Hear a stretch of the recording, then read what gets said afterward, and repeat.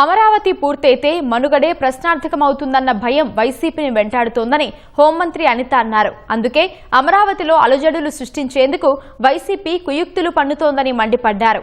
అమరావతి పర్యటనలో వైసీపీ నేతలు రౌడీ షీటర్లను వెంటేసుకొచ్చిన దృశ్యాలు వీడియోల్లో స్పష్టంగా కనిపిస్తున్నాయని తెలిపారు. కావాలనే రైతుల్ని రెచ్చగొట్టి గొడవలు సృష్టించి తిరిగి రైతులపై ఆరోపణలు చేస్తున్నారని అనిత ఆగ్రహం వ్యక్తం చేశారు.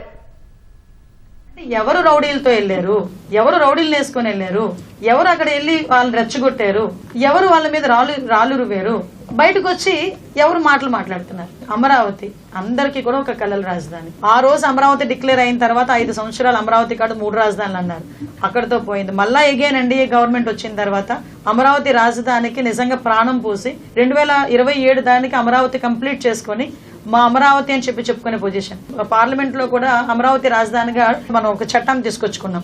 అలాంటి అమరావతిని వద్దు వద్దు అని నిన్నటి వరకు 3 రాజధానులని, తర్వాత నిన్నేమో మావిగనని ఇలాంటివన్నీ చెప్పి అమరావతి రైతులను ఏదో పరిరక్షించేస్తామని చెప్పేసి వెళ్తా ఉంటే ఎవరికైనా కడుపు మండుతుంది. ఎందుకంటే ఇంతకు ముందు నాశనం చేసిన వాళ్ళు మళ్ళీ వస్తున్నారు అనేసరికి చాలా రైతులు ఇబ్బంది పడతారు.